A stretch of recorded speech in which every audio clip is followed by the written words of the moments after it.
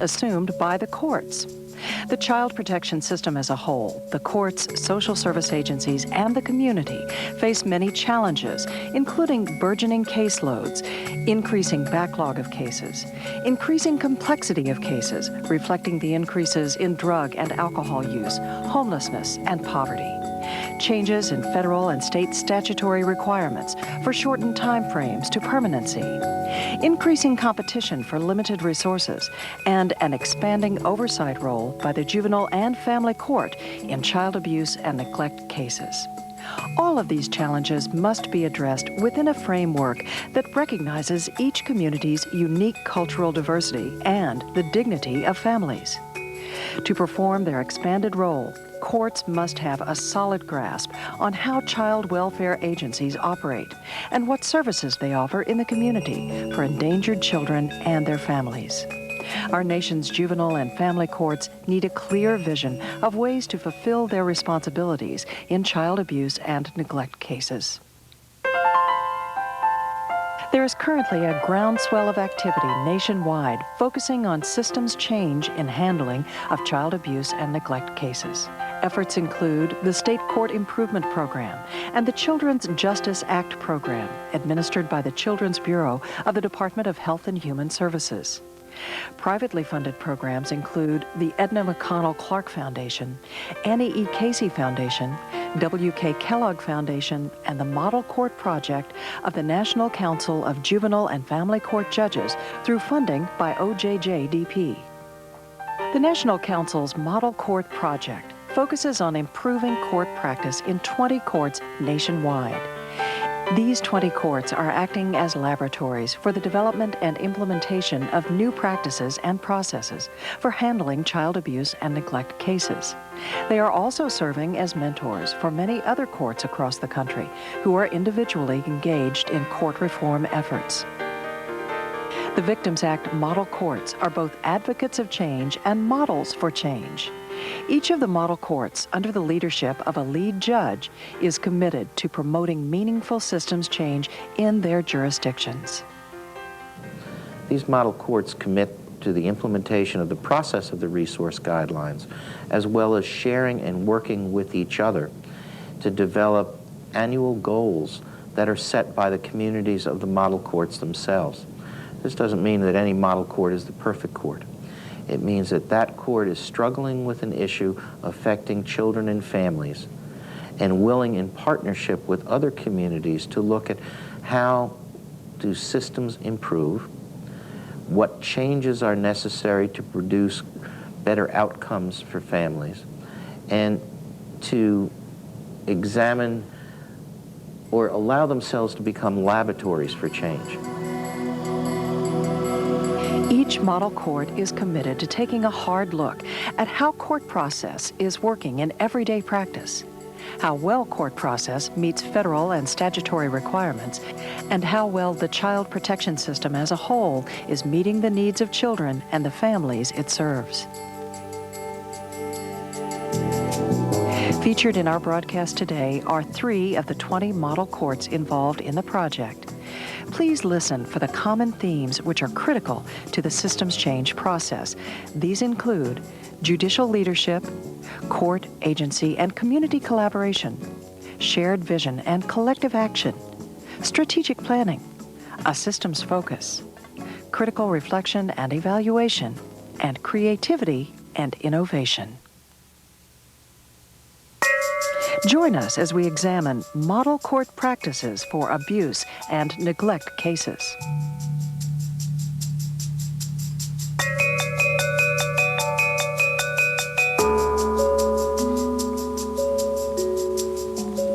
Hello, I'm Mindy Shannon Phelps, and welcome to this national satellite video conference focusing on model court practices in abuse and neglect cases. We want to extend a special welcome to over 660 downlink sites joining us today from across the country.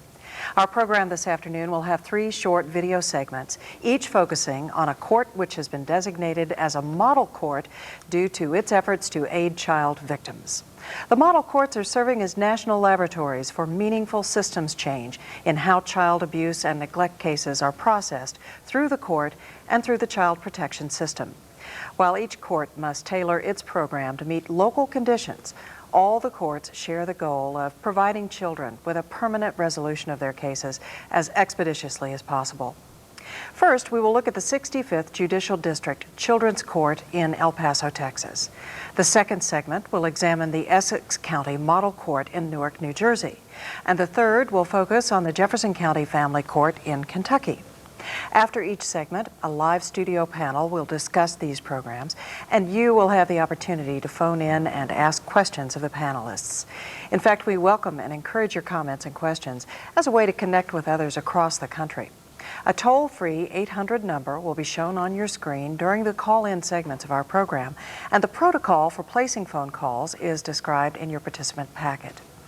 Today's program is made possible by the Office of Juvenile Justice and Delinquency Prevention in cooperation with the National Council of Juvenile and Family Court Judges and the U.S. Department of Health and Human Services. Joining us today is Shay Bilchick, Administrator of OJJDP. Also joining us to provide a national perspective on this issue is Joseph Semede, the recently appointed Associate Commissioner of the Children's Bureau in the Department of Health and Human Services. The Hamilton County Juvenile Court in Cincinnati, Ohio, was the first jurisdiction designated a model court in 1993, and under the leadership and direction of the Honorable Judge David Grossman, several innovations were implemented which significantly reduced the amount of time children remained in foster care. Although retired from the judiciary, he remains active in national reform efforts and is joining us today. Courts and child welfare agencies must work closely together to develop a common understanding of each other's responsibilities and concerns to produce better outcomes for children and families. And joining us by telephone is Gloria Cassell Fitzgerald, Deputy Director of Education in the Chicago Department of Social Services. Welcome to all of you. Shay, I'd like to begin this discussion with you, if you don't mind. The administration and the Office of Juvenile Justice and Delinquency Prevention have given this issue a tremendous amount of attention. What prompted the movement toward this systems change initiative? I want to address that, Mindy, but I also want to welcome the audience on behalf of OJJDP to this this edition of our continuing series of broadcasts on issues critical to the welfare of our children and youth in this country. This is a particularly important topic to us, and we have devoted a lot of energy to it over the last 7-8 years. Why is it critical? Well, we're facing a situation where 3 million reports come in annually of children abused or neglected in this country. And we see 1 million of those cases confirmed as children abused and neglected. We know that there's an immediate harm to those kids and horror in their lives. We know the negative outcomes in their lives beyond the immediate abuse of school outcomes, mental health issues that surface, substance abuse problems that surface for them, as well as the long-term impact that some people term the cycle of violence, where a lot of these kids who have been victimized also become violent in their own lives. So we know that there's a significant problem out there. We also know that there are things that work. Systems reform efforts, like the things we will highlight here today in the individual courts that have taken place that are of significance in relation to changing the way we work with these kids when they come in the system. So that's one of the things that we've done, is invest heavily in terms of the Model Dependency Court Reform Project, now up to 20 sites, hopefully to grow to even more. We also know that there needs to be more resources, however, devoted to this problem. One of the things we'll talk about today is that you can do so much just by reforming the systems within which these kids are received. But we also need to look at overall resources that come in. In a way, we'll talk today about how that can happen hand in hand. Then fill in the pieces, the model things that you can do within the court system, the broader system, the prevention efforts that can take hold, as well as the individual things you'll hear about today. A lot of people say just do it, just do the reform, get it underway. We do want to move forward. We want to get going on this issue, but we want to pay attention to the details. And we know so much now about what works in relation to the details, the impact of substance abuse, and the other factors that come into play in these kids' lives. So we have undertaken massive model demonstration programs, the nitty-gritty work of this individual project that's underway. We've done so much because it is such an important issue. And I'm proud to say we haven't done it alone. We've done it in partnership, just like the partnerships that we advocate communities to engage in. Partners with HHS at the Children's Bureau, with the National Council of Juvenile Family Court Judges. We aren't in this thing alone, and we need to do this now nationally. Well, Judge David Grossman's court in Cincinnati certainly provided a model for many other courts to emulate. Judge, your court began making changes, in fact, prior to the model court movement. What triggered your involvement in this issue, which many people believed was just too big a problem to fix? Well, Mindy, when I first took the bench back in the 70s, I was frustrated by the fact that our court was operating in ignorance of aggregate data in this field. And also I found that the agencies themselves were operating in ignorance. The court was a passive partner in the process, really, not even a partner. There was enmity between the agencies and the courts, mistrust and suspicion. And the more I tried to get into the issues and try to find out what was what, the more I found that I couldn't do that until I collected data. And I set about doing that with some very primitive computer programs that, of course, were occurring back in those early years. We were able to fashion enough data and statistics so that we could once see the playing field. We knew then that we had a serious problem, and we also suspected that many, many courts across the country had the same problems. We started reworking our court processes, making them more efficient, more time-sensitive, front-loading the system, that is, bringing on resources early in the process so that cases would move more quickly and resolution could be achieved. We also held the agencies more accountable. We were willing to admit that we weren't set up right. We were willing to admit that we were making mistakes, but we also saw others doing the same. And we formed a trust relationship rather than an accusatory relationship that was so often the case in the past. The result of that was that the data started to inspire us to move forward. The data showed that there were gaps in processing and gaps in service systems, and those gaps could be filled by simply readjusting a lot of the resources. It also energized the community. Once they could see the data, they were much more willing to take part in finding solutions. Before that time, as you mentioned, people thought the problem was so big it was unmanageable. There's nothing you could do. But once they saw the data, then things started to flow. The result of that was that we developed a pretty sufficient and successful system. Then we were fortunate. We were tabbed by the National Council of Juvenile and Family Court Judges with the funding assistance of the Attorney General of the United States and the Office of Juvenile Justice, Shay, to set about formulating a plan to develop a resource guideline. And we did that with a significant body of judges and resource people over a 3-year period, and produced what is today the resource guidelines. The benefit of that document, it's a blueprint, a how-to manual for courts and systems to interact with this problem of the abused, neglected child. The result of that resource guidelines has produced also the strength of the model court movement. And the model courts would come visit. They visited us in many occasions, and they'd start visiting each other, and we'd borrow from each other. But throughout, the National Council was acting as a guiding hand.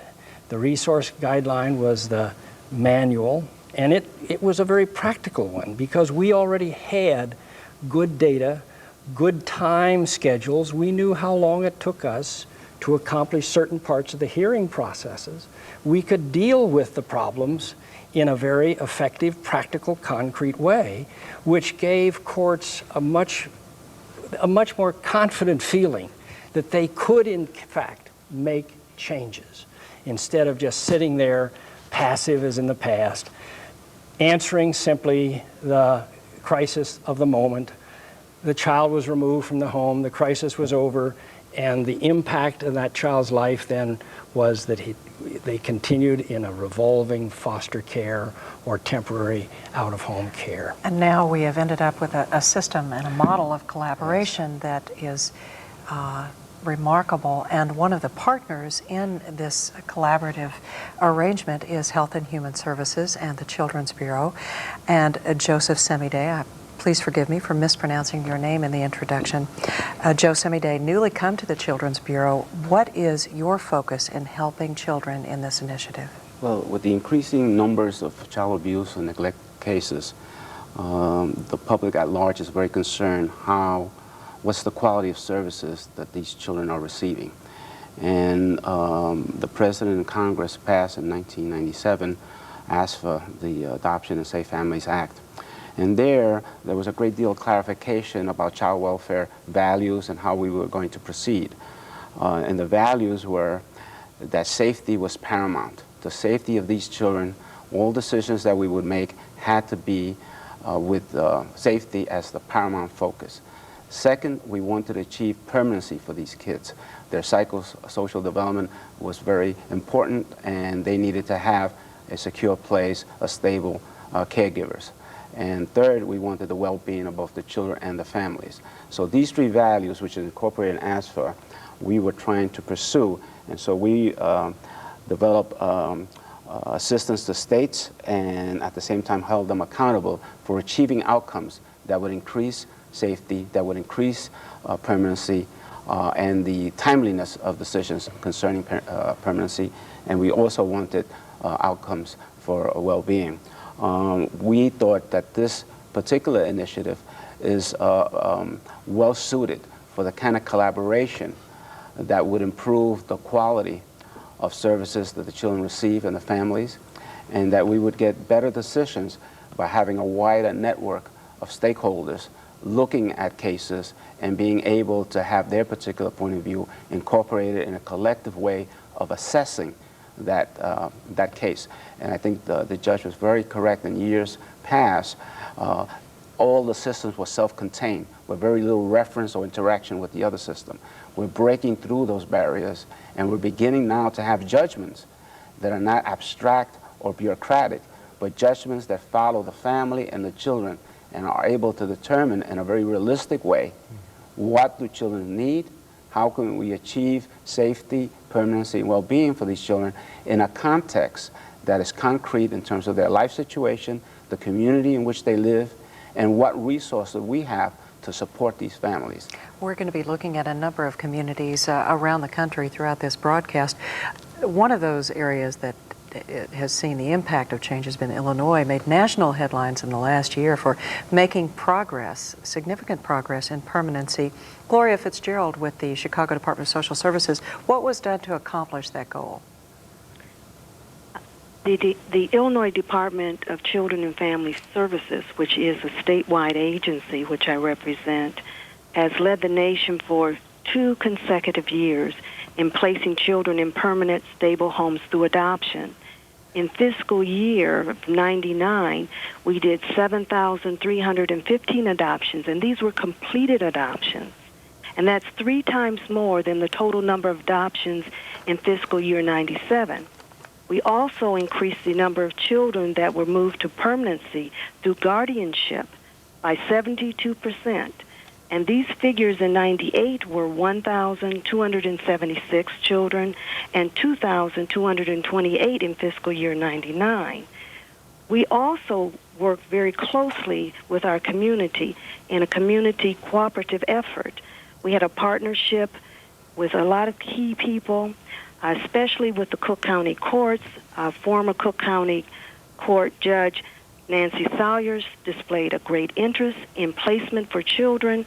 Her efforts resulted in an unprecedented increase in Cook County adoptions and guardianships.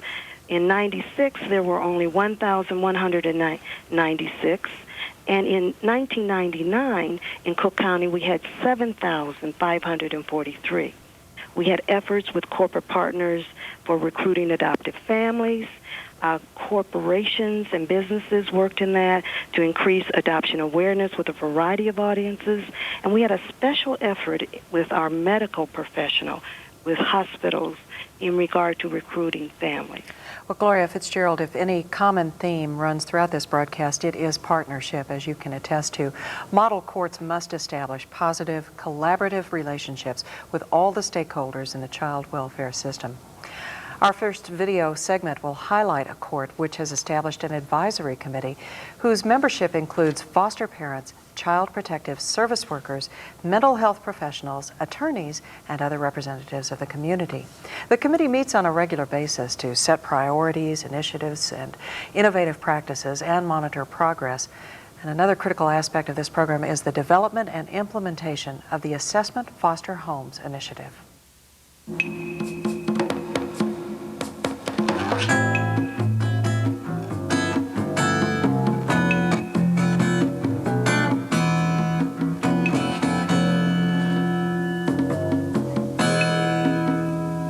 The El Paso Children's Court faces unique challenges due to its proximity to the Mexican international border. The movement of children and families that cross add to the complexity of the court's handling of dependency cases. The diverse ethnic heritage of families within its jurisdiction presents the need for accurate and efficient case tracking and allocation of appropriate resources. The El Paso Children's Court became a model court of the National Council of Juvenile and Family Court Judges in 1997 under the leadership of Associate Judge Patricia A. Macias. El Paso is a unique community as we sit right on the border of Texas and Juarez, Chihuahua, Mexico. We depend a lot on our culture, and we're about 72% Hispanic or Latino individuals. The cultural heritage is very strong in the way our families are structured and the way the extended families support individuals, parents and children. And so while the challenges may be those of a poorer community and perhaps a more isolated community from its capital, I believe that El Paso offers its families and children many opportunities. The Associate Court is under the 65th District Court. Judge Alfredo Chavez is our supervising judge. And cases are filed in the 65th Court, and then he refers all the cases to the Associate Court. Under statute, the Associate can hear all matters except contested jury trials that are not waived into the Associate Court. We also have family members or parents who have been deported into Mexico as a result of a variety of reasons, and they're not allowed border crossing letters. But because it's important for them to participate in some way, the INS has allowed us space on the International Bridge in a conference room where we're able to hold mediations and not violate any of the federal immigration regulations and prohibiting deported individuals from coming across. And we found a lot of cooperation from both the U.S. authorities and the Mexican authorities in facilitating this kind of dialogue when it has to do with permanency for kids. The El Paso Children's Court has worked diligently to establish a positive, collaborative relationship with all stakeholders in the child welfare system. A comprehensive effort by the court towards this goal has spawned the El Paso Model Court Advisory Committee. The advisory committee includes numerous representatives from the child welfare system. When El Paso was named as a model court, we looked at the individuals and the agencies and the organizations that participated in child abuse and neglect, and we invited a multidisciplinary audience or participants to come and talk to us about how to achieve permanency for kids in 12 months. And so we brought in foster parents, CASA volunteers, caseworkers, administrators from the Child Protective Services Agency, attorneys, teachers, physicians, anyone who had a part in a child abuse and neglect case, and brought them together. At that time, we limited to 35 people to come together and come to a consensus about what the El Paso Court, how the El Paso Court should address its child abuse and neglect cases. The primary benefit is that I think that the clients that are served benefit from the coordination of services, that everyone understands what the goal is, and the goal is to ensure that the very best possible intervention for children occurs. And so for the department, it's really nice for us to know that we're not doing that alone, that we're not the only ones who have that as their objective. And so for us to be a part of a system that embraces that and has that as its goal is very exciting for us. you cannot represent children in a vacuum. It's just impossible. You know, it's one thing to take a criminal, represent someone who has a DWI or has a theft charge or somebody involved in a personal injury case. But a child has so many components of his or her life that are affected by the trauma and the chaos as a result of the problems in the home and the stress of being removed from their parent or parents. And so you can't represent these children in a vacuum. And that's the whole, I think, joy and the success of the model court. It is a team effort with attorneys who represent children, who represent parents. It is, and the therapists, the caseworkers, and CASA, the guardian ad litems, all of those people come together and represent the child. And so you really get, that child really gets the best and most solid kind of representation, I think, that really addresses or tries to address all of his or her needs. Collaborating with the other agencies has worked well with CASA because we have been able to get to know the key players. They know what the CASA's role is. They know that the CASA is going to talk to every party in the case, that they are going to make recommendations for what they feel is an independent best interest of the child or independent recommendation for the child. We have been able to attend treatment team meetings. We have been able to attend meetings with the therapists, meetings with the attorneys. We have access to all of the records. We have a better communication with our Child Protective Services because we are all brought together to work together to get children through their cases, not only efficiently, but to work definitely as one goal as to what is the best for this child. One challenge facing every juvenile and family court is providing abused and neglected children with a nurturing home environment where individual needs can be rapidly identified. The El Paso Children's Court has established the Assessment Foster Home Initiative to directly address this issue. The concept behind assessment homes is when you remove the child from their natural home, that place them in a foster family home at the inception. In other words, our children do not go from their home to an emergency shelter, spend a few days, and then go into a foster home. If it's 1 o'clock in the morning, 2 o'clock in the morning, doesn't matter. All the children who come into care go to a foster home as their initial placement, regardless of their age. The Assessment Foster Home Project is actually, it's cornerstone in an assessment foster home, but it's actually a greater concept. And it's based on the assumption that children and families should be assessed quickly at the beginning of the case so that all the individuals who are working with the family have a roadmap to follow in providing services for rehabilitation. The assessment foster home itself is a place where children go, a family that takes care of the child from the day of protective custody to the day it's determined whether that child stays in foster care on a longer-term basis. What will happen is that I will go ahead and write them down, document them, make them a report to the court, and stating that as an agreement, as a team, this is what we feel that the family should be provided with as services. When we initiated the treatment team is to bring all the players together in the initial stage so we could set some recommendations to the court as to what we wanted the children to get from the services, and most importantly what the parents had to do to accomplish the end goal was to get the children back.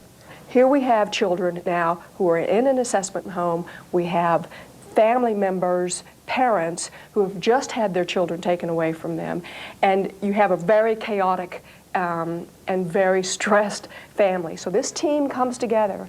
You know, there's the foster care developer, and then there's the assessment home, and then there's the actual caseworker, and then there's the investigator. All of those people are around this table, and all of them, with their collective wisdom, come up with a plan, develop a plan. And it's not always one that is It is not done without a lot of talking, sometimes a lot of disagreement, but it is a plan that tries to take in to account all of the needs of the entire family, not just the children. That is the primary focus, but also if reunification, for example, is the plan, it's to make sure that if that is the plan, then we provide the services that those parents certainly deserve and need. Through the El Paso Children's Court's continuing efforts to improve the way dependency cases are handled in their jurisdiction, they've experienced enhanced collaboration with other child welfare agencies and community resources, and developed innovative programs and initiatives that are improving the lives of El Paso's children and families.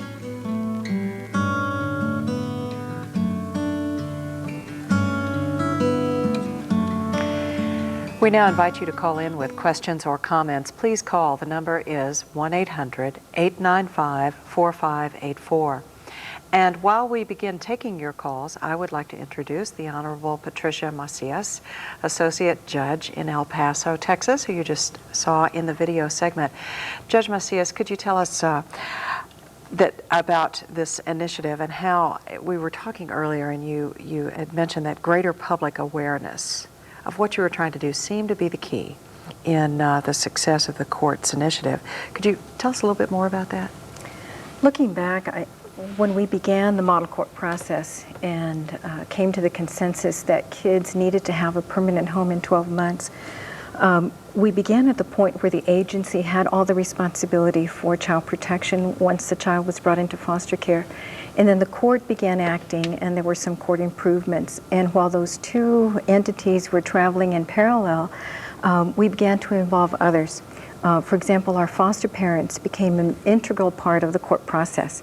And they would come to court and report on the kids. And then we took on the resource guidelines, which suggested that we bring in teachers and neighbors and relatives and all others who were interested in the child case, so that as a community we became involved in the progression of the case. And I think that's where we are today. How did you get word out to all of the stakeholders that you just mentioned, to the community, that they were welcome to be a part of this process? Well, it became a court practice for everyone to come, and everyone had an opportunity to speak that was in court. And then outside of court, our multidisciplinary treatment teams brought all the players together to make recommendations about the child and family before coming to court. So now it's part of practice for everyone to have participation, instead of just the agency making the decisions and making the recommendations to the court, and then the court making the final decision. Shay, you looked like you wanted to add something. Well, just that what they've done in El Paso is so exciting, because they really have linked into the community, and the community has come forward. And we'll talk a little more about the different ways that's happened, but the local network that you've developed, I think it's over 85 community members now who are involved, actively involved in work on this project. The subcommittees that they're involved in really helps create that kind of further public awareness and investment of the public in this kind of work. This is a real lesson learned in terms of how to promote this kind of work across the country. I think we could benefit from hearing a little bit more about the CASA, your court-appointed special advocates. How many do you have, and how are they a part of this system? The court-appointed advocates, our goal is to have a CASA, or a court-appointed advocate, in every case. We're reaching that goal, but primarily their role is to act as an independent voice for the child. They work very closely with the attorney for the child in talking to all the people who were involved in the child's case, talking to the child, and making recommendations for the child's best interest. We've had incredible work done by our CASA volunteers, from traveling to Germany to visit with a grandparent, to working with our families locally, working on the internet, making sure that everybody is informed. And so they have proven to be a vital team member in providing families for kids. We want to encourage now our our sites that are participating in this video conference to call in, and I'm going to give you the 800 number again, 1-800-895-4584. The protocol for placing phone calls is in your participant packet, and we want you to feel comfortable calling in with questions or comments about becoming a model court or emulating some of the model court practices that we're talking about today. Once you get people involved individually in your system, you have found that the community as a whole responded, correct? Very much so, because as we involve people in the court process and in the model court initiatives, the advisory committee, they came through with other initiatives and other planning strategies. But it had an after effect in that more people were interested in becoming foster or adoptive families, in becoming casas, in becoming involved in the therapeutic process of the case. And so that as we became known for our successes, individuals in the community were very interested in supporting the effort in whatever way possible. We involve school teachers quite a bit in our cases, and so we've come to a clear understanding of what our kids' educational needs are. And as a result, we have had a grant for our community, for our foster kids, that's implemented by Advocacy Incorporated, that represents children with disabilities. And this attorney that you saw in the film, Linda, represents children in court or in special education meetings at the schools, in ARDs, or in Medicaid appeals, so that our special needs kids have an extra layer of legal advocacy in their mission to have excellence while they're in protective custody. So many layers to your program, and we have a. Can I jump in? Oh, you have a call? Oh, we do have a Okay, call, but good. we hold I that just thought. wanted just to, that unfolded into even more advocacy on behalf of the children with your Children's Justice Project. Yes. That came about with pro bono representation of kids in the court that may not have happened without the community level excitement around the project. Mm-hmm. I'd like to talk more about that pro bono involvement Yes. in a moment, too. We do have a call from Wyoming. Thank you for waiting. Please go ahead with your question or your comment. I have a twofold question. I was wondering, for a foster family to be an assessment home, is there special qualifications or assessment tools that you use to qualify them as that? Yes. You want to go ahead and answer? Yes. Our assessment foster homes go through a special 40-hour training in addition to the regular foster certification. And in that training, they're trained to do observation of the children as they come in, to document that observation, to meet with the therapeutic professionals that are assessing the children. In fact, the children are assessed in the assessment foster home so they can have a more natural environment. And then the assessment foster parents are team members in making recommendations for the child's case plan. So they have a very special role, an extra nurturing role while the kids are in the assessment home, and then they act as team members in drafting the case plan and the reunification with the parents. Thank you. Wyoming, are you still there? Okay, Wyoming had a two-part question, but perhaps they'll call back with the second part of that question. Let's go down to a call from New York. Please go ahead. Hi, thank you. I also have a two-part question. My name is Chris Larkin. I'm calling from Child Protective Services. The question is, do you review each case that involves a child protective placement with the team that we just saw? That's question one. And then the second part of it is, does the team give the recommendation to the judge before or after an adjudication? The treatment team, by practice, meets before the court hearing actually takes place. So we have treatment hearings where those treatment team recommendations are brought to the court. If there is consensus to the array of services or the case plan for the child or the family, then I review them, and if they're each in the child's best interest, then they're ordered. If there is not consensus, then it becomes an evidentiary hearing, and I hear from all the players who want to have input so that a good decision can be made. So that's done before they come to court. So it's an out-of-court proceeding without the judge. And the second part question was, do you make it, the recommendation to the judge, is it made before or after adjudication? We hold adjudications within 14 days of protective custody. So the meetings are held usually before adjudication, and if the child is ordered into foster care, then I have a treatment hearing. We have a call now from Missouri. Please go ahead with your question or your comment. Now, this question is from Shirley McClintock. How do you encourage families to become foster families and then participate with the court process? Well, the recruitment effort is done by the department, and they do an excellent job. But our recruitment is also done by families who are already foster families or adoptive families. For example, this summer in El Paso, we held a celebration at the zoo where we invited about 600 families who were either adoptive families or were interested in adopting to come and talk to each other. How did we get the families to come to court, the foster families?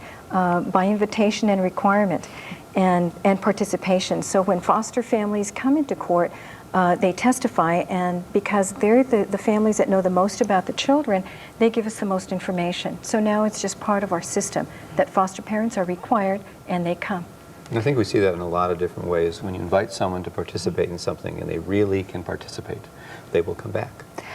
Shay, when we were speaking earlier prior to the broadcast, you were talking about measurements for success and how important it is that a program put in some measures for evaluation and progress. In your program, Judge Macias, you have a number of measures, do you not, that you use? We looked at the number of months that it was taking to achieve a permanent home for a child.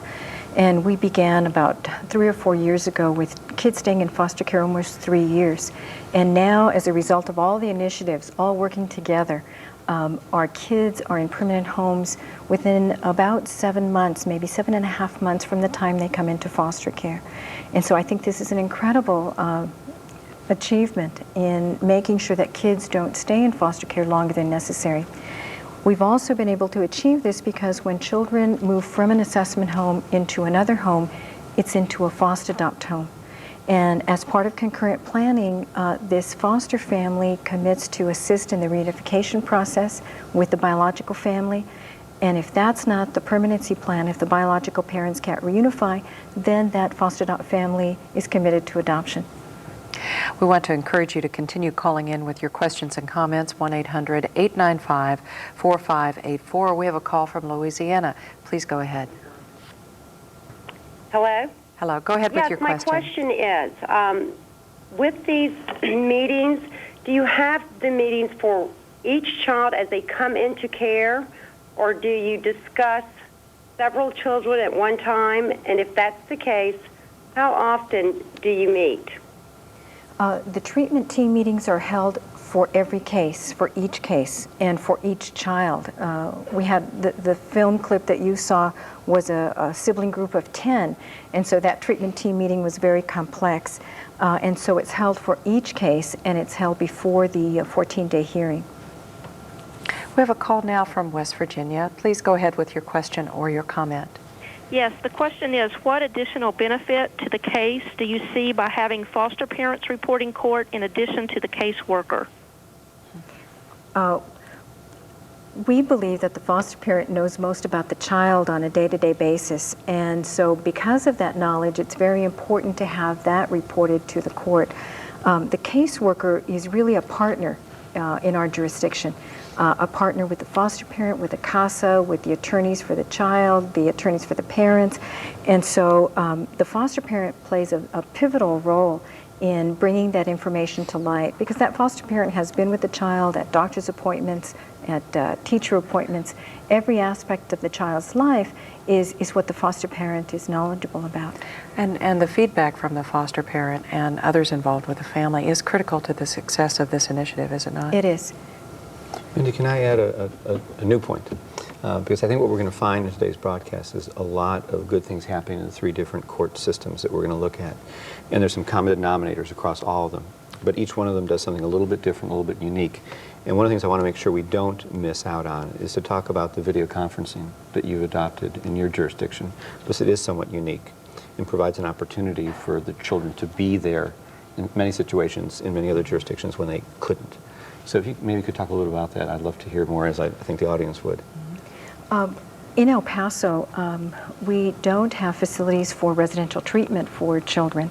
And when our children need that high level of care, we were forced to send them outside of El Paso County. And so it was very difficult to review a child's case without having the child present, because the kids do come to court in El Paso. And also very difficult to talk about the therapeutic plan for the child without being able to cross-examine the therapist and to get information from the therapist. With the help of our Court of Appeals, who had installed a video conferencing equipment to hear those cases, we were able to connect with sites all over Texas where we had children and have regular court hearings via teleconference. And we received a grant last year from the Children's Justice Act to have our own equipment in the courtroom. And this method of reviewing cases has proven to be extraordinarily important for all of us, not just the kids. The kids enjoy it immensely, and they want to be seen and they want to see us, and it makes them feel connected to their home community. And we appreciate it because we're able to find out exactly what's going on in residential treatment. And if it's not going on the way we think it should be going on, then it's a time to address it.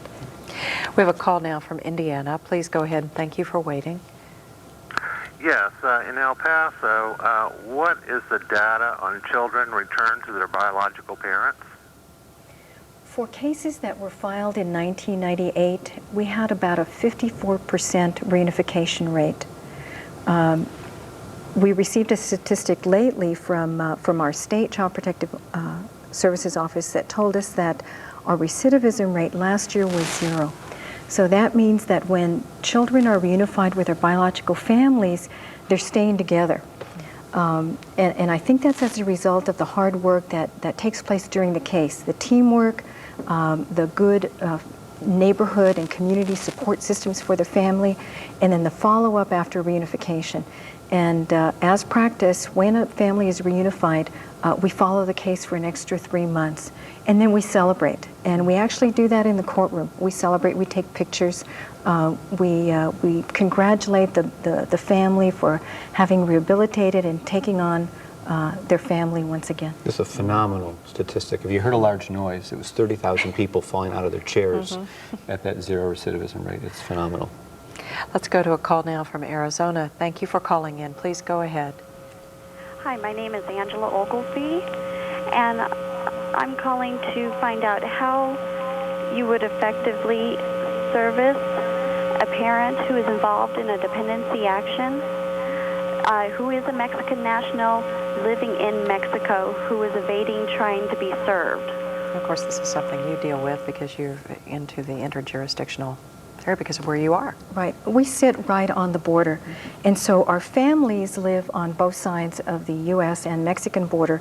And to us, the border is seamless. Families are seamless. In that sense, we work very closely with the Child Protection Agency in Juarez, our sister city. So if a parent lives in Juarez, then we connect with the Child Protection Service in Juarez called DIF, and they provide the service for the family, and our court requires that service to be completed. And so it's a real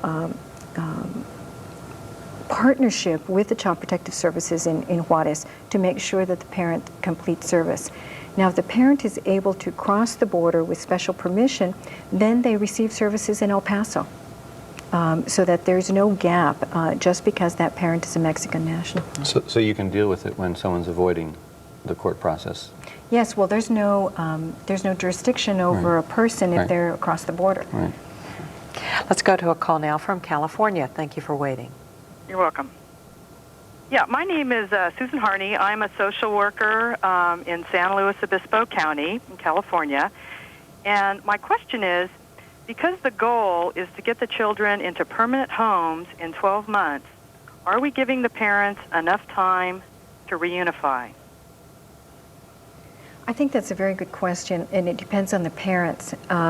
What we have found is that by the 3rd month, it's very telling whether or not the parent is placing the effort necessary to reunify, especially if it's a parent that's using drugs. So that I think that intensive work at the beginning of the case is going to be indicative. We do a lot of mediation in El Paso. We have a mediation grant from the Children's Justice Project, and we're able to mediate permanency plans so that the information is brought forward whether or not that parent has engaged in rehabilitation enough to continue in a reunification permanency plan. Sometimes 12 months isn't enough for a family, and I think that has to be taken into consideration. For example, a parent that's mentally challenged, for a parent that has great psychiatric problems. So that's taken into account. But again, if everyone's working hard together from the beginning of the case, we'll know way before the 12-month timeline whether or not that's going to be a reunification case. This is a real important national issue because we come up with time periods, 12 months, 15 months, and then people will say, well, is that some arbitrary determination?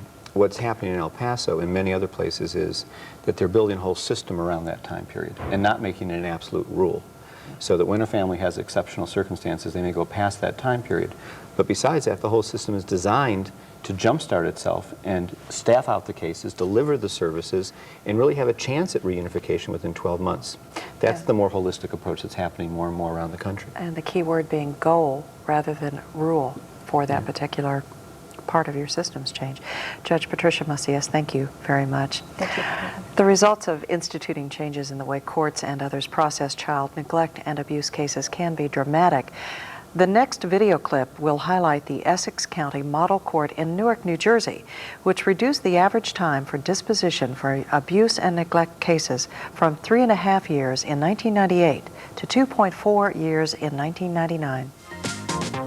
Newark, New Jersey is a densely populated metropolitan area located near New York City.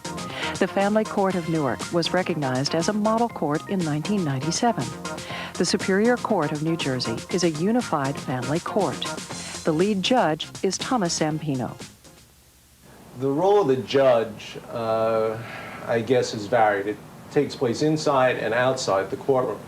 The role inside the courtroom, I think, is clear to most judges around the country, and they understand how they have responsibility for the welfare and safety of a child, as well as the case flow management of the particular cases that flood their docket on a daily basis. But outside the courtroom is a role that's, I think, new to a lot of judges. And judges, I at least believe, have to recognize that they must become active, and we'll use the term hands-on in certain situations. And in order to cause accomplishment on behalf of the child by bringing all the stakeholders or players together, a judge must exercise the initiative to call upon by invitation those different parts of the court system to collaborate closely for the common goal. The Children's Model Court Advisory Committee plays an important role in court and agency improvement efforts in Essex County Model Court. The Advisory Committee meets monthly and is comprised of representatives from all aspects of child welfare services in the region. Approximately 40 people are in attendance, and all are given the opportunity to participate. Well, we'll live without the affidavit, and we can have a supervisor fill in for the worker if that's what your request is, all right? And then we could also go through the inventory and re-notice those who have been changed. That would be very helpful. All right? But we have to identify for Kirk who they are. All right, we'll do that. I think that the Model Court Children's Advisory Committee has to be a collaborative effort, and this is indeed what has happened. The lead judge, Judge Zampino, has brought to the table not only court personnel and division personnel, but we have community folks involved in this committee as well. They participate, and foster parents participate in the sessions, and everyone really has an opportunity to comment on the various initiatives that are taking place. And I think this is what makes it so exciting and so worthwhile. It's not a matter of just having the judge say that this is the way it's going to be, or the division saying this is the way we want it to be. Everyone has an opportunity to discuss whatever the initiative is going to be, and then a decision is made. The Model Court and the Advisory Committee has been extremely important for us here in Essex County. This is a giant county, and we have lots of organizations doing basically similar work or the same work, caring for the same children, but we've always done it in a more isolated manner. The first time I walked into a model court meeting, I was amazed to see a room full of people who were all interested in the same thing that I'm doing, whose names I had heard, whose voices I had spoken to them on the telephone, and never had gotten the opportunity to meet them. Over time, I've not only gotten to meet them and to know them, but I've gotten to understand what their issues are, which makes me a better mediator because I'm able to address the various agencies' issues in the mediation process, and so that nobody leaves feeling as if their voices aren't heard. And the process we went through was first individual meetings with those agencies and their representatives. And just bringing them together with a judge outside the courtroom was a new thrust for them. And there was probably a level of mistrust. I won't say how high it was, but a level of mistrust of what is it you want from me was almost the focal view. And there was a lot of turf protection. Everybody had their own turf that they didn't want to give up or share in any way. And after those individual meetings, they were all brought together in the Model Court Advisory Committee.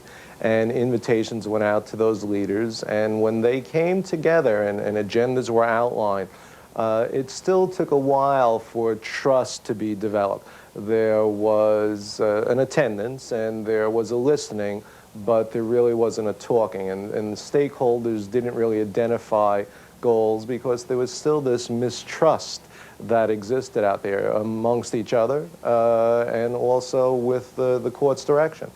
And over a period of time, that changed, and people saw that concepts that they had only dreamed about could become reality just by working together.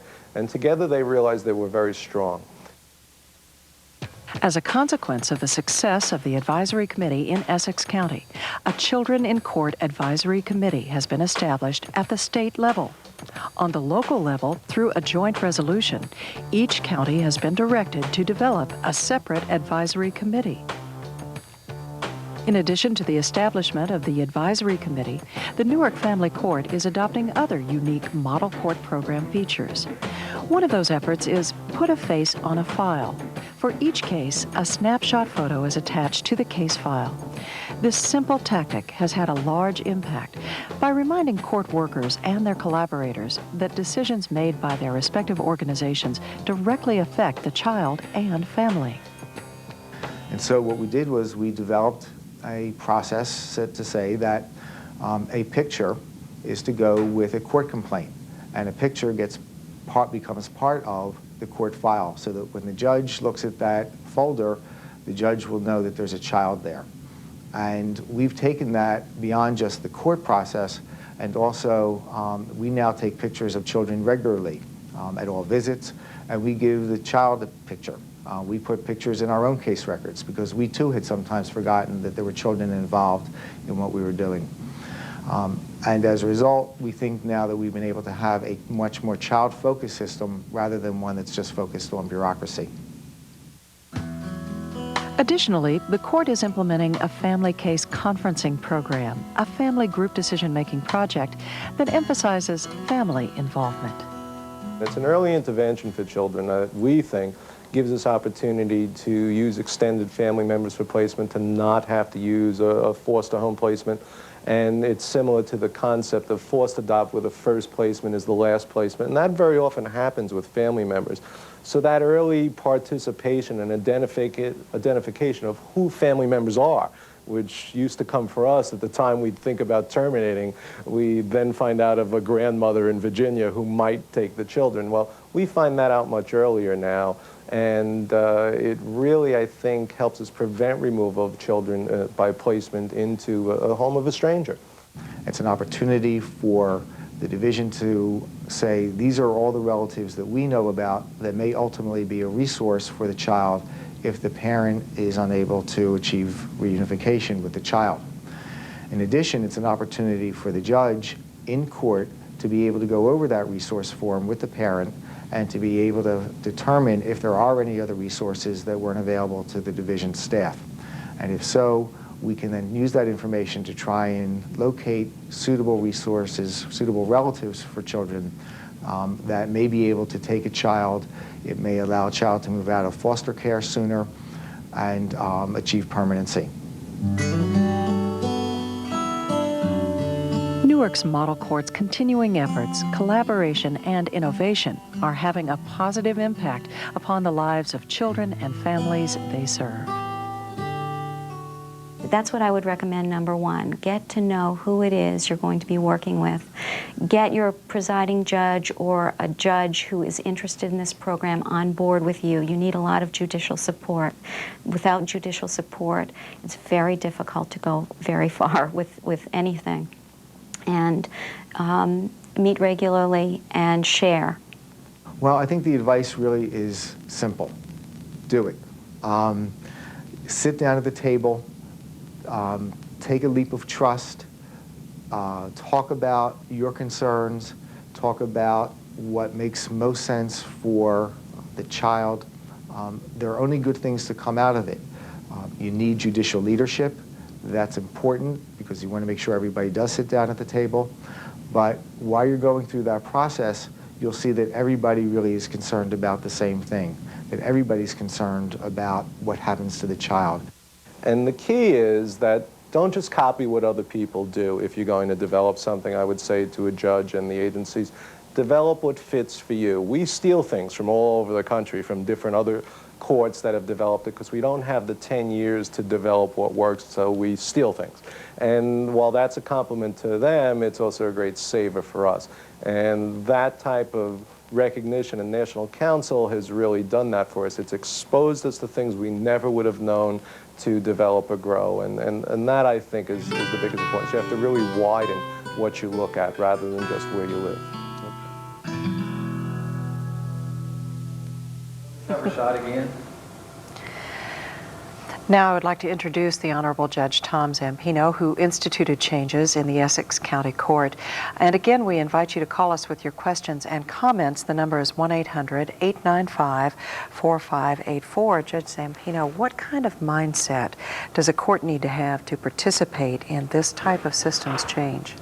Well, Mindy, I think the first thing you have to recognize, it's an attitude change. The perception of what the role of a judge was or what courts do has to really broaden.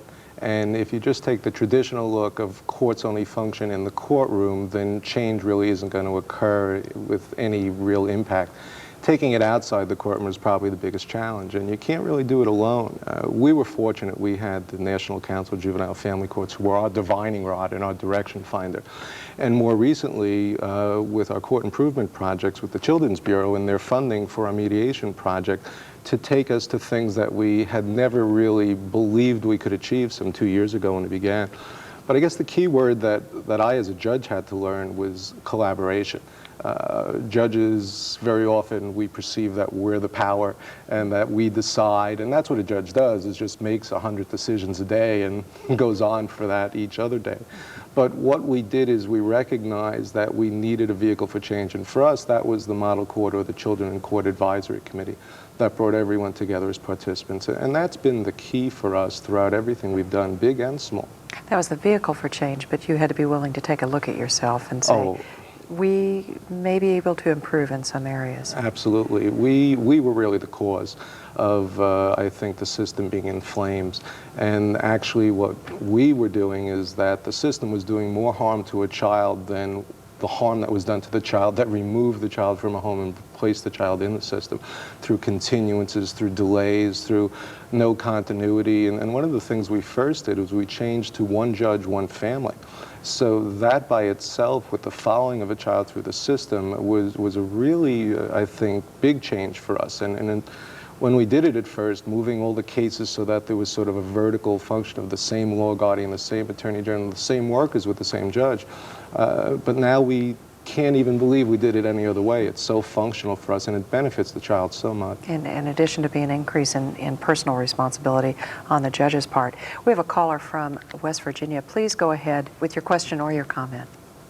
When the foster parents are required to testify in court, how do you protect the foster parent's identity and the location of the children if the parents are hostile? We actually don't have foster parents testify. The way ASFA was drafted, the foster parent is to be given notice of any hearing, which we do, whether it be a child placement review board or a court hearing, and give them an opportunity to be heard. The balance of the proceeding itself is confidential, so they don't remain through the whole proceeding, but rather they're brought in and for a portion of the proceeding give their history of their involvement with the child and what they can offer the child. We don't necessarily use them as witnesses other than they offer information to the court.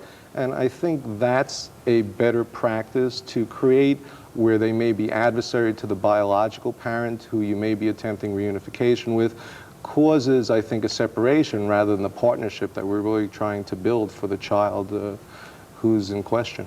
I would suggest that the caller follow up with Judge Macias, because they do have the foster parents testifying in those hearings, I believe, and she will be able to give you some information about how they handled that issue, and the contact information, I think, is in the materials you have before you at your downlink site. In the El Paso courts. We have a call now from Pennsylvania. Please go ahead. Yes, hi, I'm Lark Eshelman, child therapist from Millersville, Pennsylvania. This is a two-part question. How are these revolutionary court processes being evaluated, short and long term? Who is collecting, analyzing, and discussing the data in New Jersey?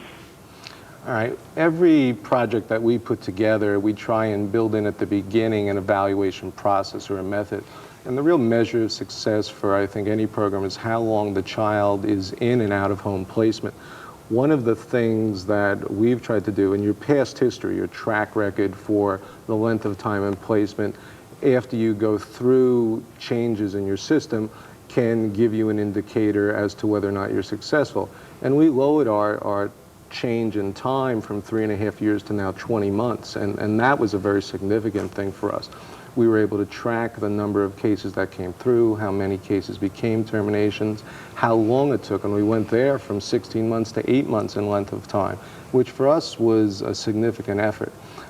So I think you have to measure the data, as Judge Grossman talked about earlier, to be able to show whether or not something's working, a change that you've implemented. Now you say you have to measure the data. She wanted to know who is collecting and analyzing and discussing the data, and I'm assuming she means beyond the court itself. Well, in that sense, we've used the technical assistance of the National Council in bringing in their evaluators to put together the component in the beginning, and then we feed them that information. Also, statewide now, in the past year, our administration, the administrative office of the court, has begun a tracking of the cases, both with a time goal, which never existed for this case type before. It never had a separate identification. So it's really a heightened awareness of the need to track the times that these children are in placement. So it's being done on a statewide collection as well as our local collection, and that causes an allotment, a greater allotment of judicial resource to be assigned. Shay? And I think this is something that resonates with the overall project, where the National Council and the training and technical assistance that's provided to the 20 sites repeats this mantra over and over and over again about setting measurements, giving some benchmarks and goals, and then looking at what kind of things have been achieved in various areas of activity, as well as what they do more broadly beyond the 20 sites in providing information to other jurisdictions that are interested in doing this type of work. You don't need to be a model court site, one of the 20 sites, to do this kind of work in your jurisdiction. So I think there's that kind of assistance. And then more broadly, I think we need to be looking at a kind of national evaluation, which right now HHS and the Department of Justice are talking about preliminarily, of the State Court Improvement Project, the ASFA implementation, as well as the Model Dependency Court Project. We have a call now from Texas. Thank you for waiting, and please go ahead with your question or your comment. Thank you. My name is Margaret Engel, and I'm an attorney, and I have two questions. One I was asked to pose from our Associate Judge, the Honorable Judy Parker, and she would like to know what money is available for other model courts, and also what other kind of support is available to, for instance, her court.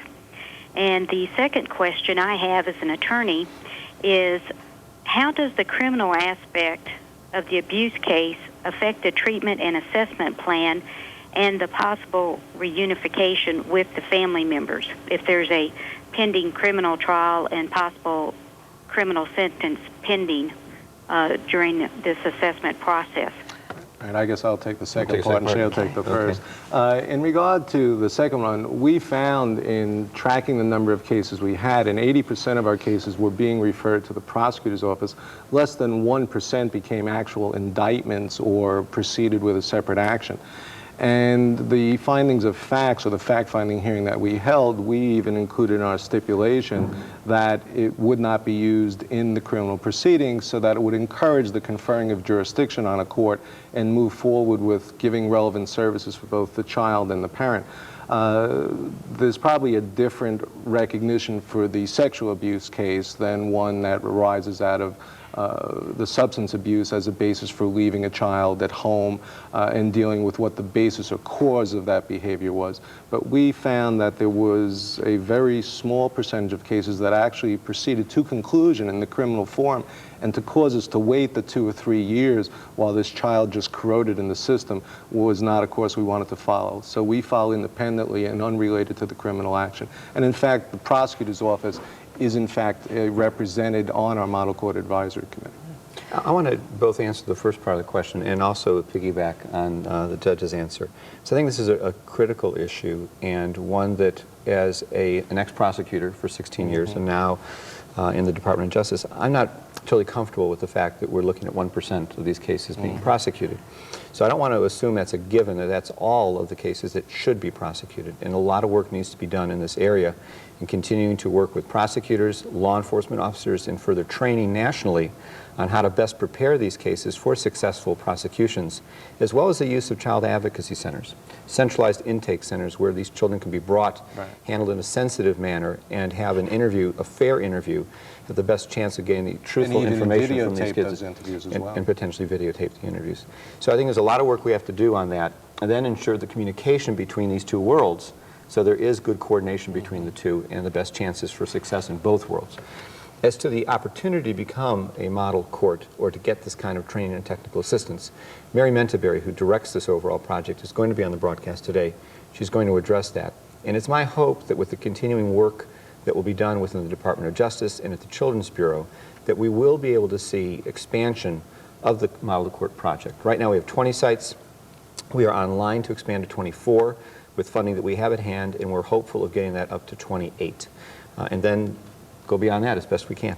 And we try and serve as mentors for other courts. You don't have to be a model court, in our view, to be successful in making change occur. And in fact, what New Jersey did is they developed a statewide model court advisory committee, as well as requiring that each county develop their own advisory committee.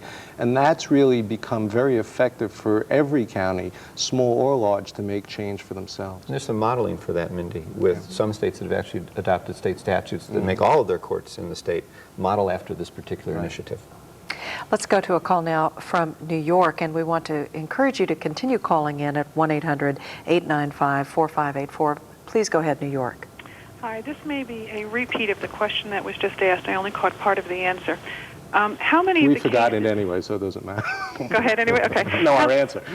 How many of the cases that are in family court also have ongoing criminal investigations, and what do you see as the role of the law enforcement officer? Well, I guess the issue that we found, and I don't know that it's unique, is the tainting of the testimony of the child and the unreliability of a child's testimony, especially very young, that by itself didn't offer a basis for criminal prosecution. And identifying the, quote, perpetrator or who did this was a very often difficult part, even for the mental health expert. So we tried to refocus as, rather than to find out, at least in the abuse neglect action, whether or not someone was under a different standard of proof responsible, but how could we cause the child to be safe and not have such a situation occur again? And so our emphasis is not on the criminal, but rather to make sure that even if it occurred, that there's some treatment that can be afforded both to the parent and something to protect the child. And some of this is education, making sure that the law enforcement officers and the protective service investigators are being educated across their disciplines, what their standards of proof are, what the evidentiary issues are, so they can work together easily, move across each other's world easily, so they can be successful in each of their domains of activity. Shay's right. That first interview of the child is the one where usually the disclosure is the truthful disclosure. And how that's performed, whether it's in the hospital with police present or behind a two-way mirror, or whether it's videotaped so we don't pinprick a child 8 times throughout a case to give us us the story is really an important thing that I think needs to be developed with law enforcement. That's where these child advocacy centers developing nationally. There's over 400 of them now across the country. Bud Kramer, Congressman from Alabama, is the one who really spearheaded this whole effort. Have been such a phenomenal undertaking. And judges would appreciate it because they don't want to be interviewing children to try and ascertain that fact, whether it's truthful or not. Let's go to a call now from Virginia. Please go ahead. Hi, this is Mike Ward, and I work for the Loudoun County Department of Social Services. And my question is, how in both the Newark and in El Paso did they overcome the barriers involved in confidentiality and involving community stakeholders that were not directly related to the case? Can you give us an example, Mike, of your question? Well, in involving community stakeholders, bringing other parties into the case to help out in developing a sufficient plan for that child. Sometimes because of confidentiality laws in various states, and I know they're different, it makes it hard for agencies to talk to one another, especially when it's related to court cases. Right. We had that issue even with communicating documents from the agency to the courts. In Newark, we don't involve community players in, say, the case plan development. That will be solely with the social agency and the court. And Judge Macias's, I think, on sort of the multidisciplinary was a different approach than what we're discussing by way of advisory committees. The advisory committees don't review individual cases, but bring those participants to the table to really reform the system, to change, as we said, the concept and reality, to make change both to the everyday practice and the long-term goals. Let's go to a call now from North Carolina. Please go ahead. Thank you. Hi, my name is Gladys Pierce. I'm a guardian ad litem administrator in North Carolina. And my question is, during the assessment process, is there any attempt by the foster parent or the Department of Social Services to maintain stability for the children prior to the adjudication of the hearing, such as transportation or visitation assistance with the family, as well as keeping them in their present school? Absolutely. One of the things, and I'm glad you raised the education component, that's something that we've really placed an emphasis on, and we've worked with the school community in that regard, that even if, for whatever disruptive purpose, the child's moved from one foster home to another, we try and maintain the same school. We do medical passbooks for the child so that their medical history and treatment, whether it be therapist or pediatrician, can remain unbroken. And the same thing with schooling. We think that's a real important fact, that the child have some stability and continuity even if there are other changes in the child's life. So that the school's been cooperative with us, at least for the year from September to June, and not relocating a student. It makes it real difficult for a child to succeed. I don't think any of us would have been able to, changing multiple schools every time there's a change in placement. So focusing on the child has become, I think, a goal for all the model courts, and that's a real strong component of it. Let's go to a call from Oklahoma. Thank you for waiting. Please go ahead with your question or your comment. Thank you. My name's Leanne Limber, and I'm CASA Director in Oklahoma County. Generally speaking, when a child enters into the system, are the courts seeing the same worker start and end with the family as opposed to a separate intake worker, treatment worker, and or permanency planning and adoptive worker? You know, the first time I did one of these trials and I had 5 workers testify, I was as confused as that question and saying, wait, why don't we have 1 worker per child? What the agency has done, to their credit, is they've really made a concerted effort to keep a child in placement, even if there's a transfer from one, what they call district office, to another, to at least maintain that family connection. It's real helpful for the child, the familiarity with the work that's done. So we haven't allowed transfers just by relocation to cause a change in workers, and that's been a benefit. But yes, it exists, and with the volume the agency handles, they are trained and specialized in certain areas, so we have to recognize it will occur. And that's why the law guardian and the CASA being the same person for the child is extremely important. Thank you, Judge Tom Zampino with Essex County Court from New Jersey. Continuity, an important goal with the model court program, and another important goal of this program is to reduce the amount of time children spend in foster care. An example of this effort is the Adoptions Opportunity Project, which is designed to impact the timely adoption of children through the use of concurrent planning.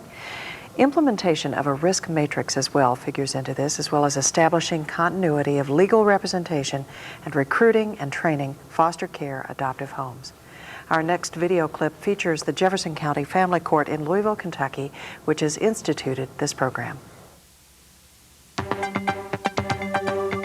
In 1988, the Kentucky General Assembly adopted House Concurrent Resolution Number 30, which established the Family Court Feasibility Task Force.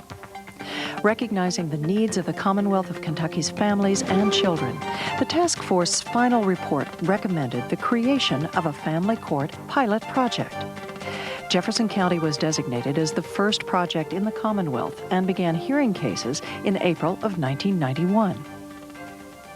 Besides being a court of law, family court is a portal of entry to families in crisis in need of social services or protection.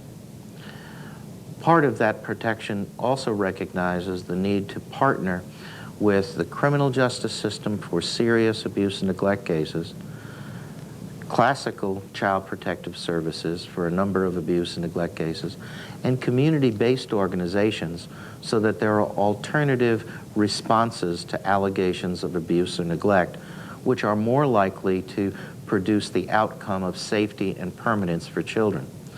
For that reason, we encourage the use of family group conferencing, community-based mediation, and active distribution of social services in neighborhoods where services can be made that are available, appropriate, accessible, and culturally competent. The Jefferson Family Court team envisioned bringing together the entire bench into the Model Court project. The team expanded the focus to develop the Family Court Advisory Committee, which is comprised of judges, community and agency representatives, attorneys, and related child welfare service professionals. The committee meets regularly and provides a vehicle for free discussion and exchange of ideas. The exchange of shared information has improved practice and outcomes for the children and families that appear before the court. A concrete example of the Family Court Advisory Committee's efforts is the implementation of the Family Place Visitation Center. The center accepts court referrals from the dependency, abuse, and neglect dockets. The Community Partnership for Protecting Children is an innovative approach that brings together over 15 community agencies together to look at developing new community-based options to assist families in reducing incidents of child abuse in the Ujima neighborhood. Neighborhood Place Ujima is the focal point for the partnership at this time. The Edna McConnell Clark Foundation provided the initial money, which has brought all these agencies together. The purpose of the partnership are threefold. We are looking to reduce abuse and neglect, to reduce re-abuse and neglect, and to also reduce serious physical injury of children in the targeted neighborhoods surrounding the Ujima Neighborhood Place. Neighborhood Place Ujima is a unique social service center that provides a multitude of services that are community-based. They include mental health, child protective services, along with housing and food stamp assistance, among many other services provided at this center. For the past 5 years or so, the Clark Foundation has been working with communities across the country on a new approach for keeping children safe from abuse and neglect. The approach is called Community Partnerships for Protecting Children, and it's premised on the belief that if we're serious about preventing child abuse and neglect, supporting families who are having trouble, that government alone can't do that. That what's required is to bring together many different people in the community to work together to commit their time and their resources and their energy for coming up with strategies for keeping children safe and for strengthening our families. I feel very comfortable sitting at a community partnership table and the next day holding any one of my partners accountable for the behavior of their employees toward a client. Likewise, I feel that they have increased my responsiveness and my accountability to the community to provide meaningful outcomes of success in cases affected by domestic violence and cases where children's safety is at issue. Additionally, the Jefferson County Family Court has been designated as one of 2 Kentucky sites to implement the Kentucky Adoptions Opportunity Project. This program is designed to positively impact the timely adoption of children through the use of concurrent planning. The project is designed to help our courts improve our implementation of ASFA and the resource guidelines. The specific goals are to identify children who are at risk of being lost in foster care drift by the application of a risk matrix. Once identified, these children are immediately placed, as soon as possible after removal, in a concurrent planning home.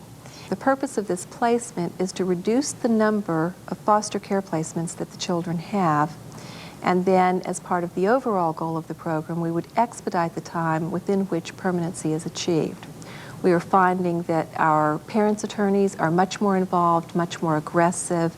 We are expediting the provision of services to families. We are identifying the needs of the families and the services that need to be provided to them much faster, and providing more intensive services to the families.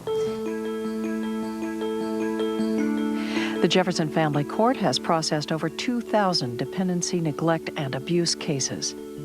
As development of the court-related programs mushroomed, the court faced and overcame various challenges. If you examine the federal initiatives, both from the Department of Justice and HHS through its Court Improvement Project, there are in existence many state plans for improvement. Having a model court in your state gives an opportunity to try out those ideas for systems reforms, to model them, to have a laboratory for change, to see if the idea truly produces better outcomes for families. I think it's a good way to promote change in systems, to have a model project for a period of time. Doesn't mean you have a perfect project, but you have a project that tries out different ideas, that keeps good data and examines whether this works for the families, gets constant real-world feedback from the community. And then the other courts in the state or nationally can take the example of the model court and fine-tune it to meet the needs of their community. And that needs to be done in partnership with their entire community. The Victims Model Court Project has been a tremendous boon to Jefferson County. As a judge, I have found it to be a tremendous experience for me personally, having the opportunity to meet with other judges and persons involved with the dependency courts across the country has inspired me as I go out and I see what they are doing in other jurisdictions. It lets us see ways in which we can do things better.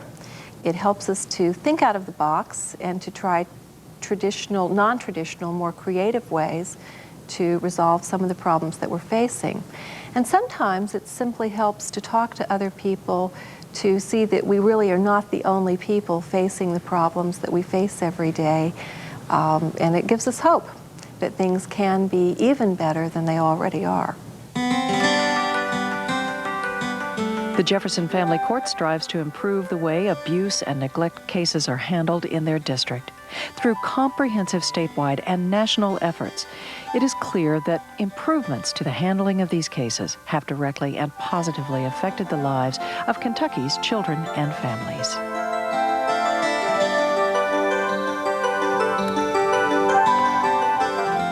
Welcome back, and again we invite you to call us with your questions and comments. While we wait for your calls, I would like to introduce the Honorable Judge Richard Fitzgerald, who instituted reforms in his court. Judge Fitzgerald, how do you bring partners to the table? Well, first I think the court has to be willing to go out to the community. There are a number of initiatives going on in most communities, whether they're a Success by Six or in our school system a Head Lice task force, all which affect the same families. We have a lot of parallel systems. In the court system, we had parallel courts dealing with the same families that have now been unified in a unified family court. When we recognize that a family court is a portal of entry to social services, we realized we needed to partner with the agencies through the Jefferson County Child Abuse Authority, and then to really get it done, we needed to partner with the community and have community in on discussions and community governance, including community-based organizations. And we have done that through the Neighborhood Place network of systems delivery. And there is some benefit to the agencies who partner with the courts, no doubt. Well, I think it works both ways. I think that the courts can provide significant financial savings by our case management. I think that the outcome that we're looking for, though, is safety and permanency. And quite frequently, agency and workers were able to get an emergency custody order removing a child, but they didn't know how to get an emergency protective order removing the perpetrator and keeping the non-offending mother and children together. So the idea of the co-training and joint training between workers and the courts gives some understanding of the use of judicial authority as part of the toolbox to make reasonable efforts. And from the court's point of view, it enhances the quality of our decision making as to whether or not a given situation is safe for a child. Let's go to a question from Texas. Thank you for waiting. Please go ahead. This is Liz Kenny, and I'm at the School of Social Work at Stephen F. Austin State University. And we have a question from one of the participants here, which was inspired by the first segment of the video conference. We wanted some views on the benefits of the speedy placement of a child in a home setting rather than in a temporary setting. I hope this part of the panel can speak to that for us. In Jefferson County, we've historically had a placement setting called the Home of the Innocents, and we've had in certain areas, particularly in our medically fragile, in the area of medically fragile homes, certain foster homes with advanced training to deal with medically fragile infants. The Home of the Innocents also maintains a medical setup to deal with children who need medical care. I think the whole system is moving to FAWS-adopt homes, and the outcomes that were shown in the Casey family-to-family initiatives and in the Kellogg initiatives show that by utilization of foster-adopt homes and having every home trained to receive a child, deal with the issues of grief and separation, and deal with dignity with the extended family become very important in producing better outcomes. I get worried sometimes that we talk about assessing, particularly when we try to assess children a day after they come into care. You know, when was the last time that you had an assessment done on you the day after a train wreck? I think that by moving into a home or a family-like situation, particularly if it's in the community of origin and in partnership with that community, allows the removal to be less traumatic for the child. I want to point out that back on our panel, rejoining us is Joe Semide, who is the recently appointed Associate Commissioner of the Children's Bureau of the Department of Health and Human Services. As you call in with your questions, if you have any questions for Joe, I know he'd be happy to field them. Let's go now to a call from North Carolina. Please go ahead. Yes, this is Chuck Urry. I'm a psychologist in North Carolina. I work in a community mental health center. Direct this question to Judge Fitzgerald. I wonder how you utilize a psychological or parenting evaluation in the decision about whether unification is even reasonable. Quite frequently, at least in my court, we have found that there were too many psychologicals being given without dealing with competency assessments regarding parenting skills. When we are working on concurrent planning, we clearly do get quality assessments from the mental health community up front. Mental health is involved actively in our neighborhood places, and we have a mental health liaison in the court system. When you leave my court, a liaison is there with the various mental health agencies, so you leave with a specific piece of paper directing you to go to an agency, having the intake having been scheduled, and the services carry with them the judicial expectations. Where it is necessary, particularly regarding some level of parental functioning or parental capacity to gain information to change the behavior to make the child safe, we will order psychologicals. But I think quite frequently in our system, at least, young social workers who are fairly terrified of the decisional process were getting psychologicals done on all the parties, sort of so it could become a truth set to their clinical skills. Let's go to a call now from Connecticut. Thank you for waiting, and please go ahead with your question or your comment. Thank you. This is Attorney Denyer. I'm calling from the Department of Children and Families in Waterbury, Connecticut. And ours is really a 2.5-part question. It involves all of these efforts regarding getting together with various groups to work on a community-based type of interdisciplinary project for the children and the families. And we'd like to know how that effort, first of all, affects or is overcome in dealing with the impartiality of judges, which they're required to have. Okay. Secondly, how it deals with parents who deny that there is a need for services or that there are abuse and neglect issues. And third, how you overcome the confidentiality issues. The first issue is part of it is moving from a culture of blame to a culture of safety. There's, in my decision making, I have two forms of knowledge. I have my life experience knowledge as having been a social worker and a teacher before I fled to law and then became a judge. So I carry with me knowledge which is going to be part of the adjudicatory process.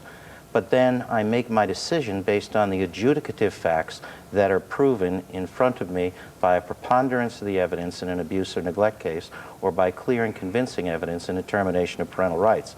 And it's long been assumed that judges have the capacity to separate their ken from the adjudicative facts. There's nothing that I do in terms of commitment to a specific case when I am actively involved, or the other judges are actively involved, in devising a system that moves from collaboration to collaboration. We are not agreeing on the outcome of a particular case. We're looking at the array to overcome the barriers to either successful reunification or achievement of safety and permanency without.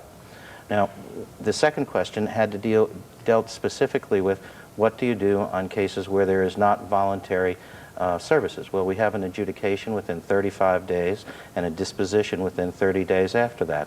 And we begin after the disposition involving the family.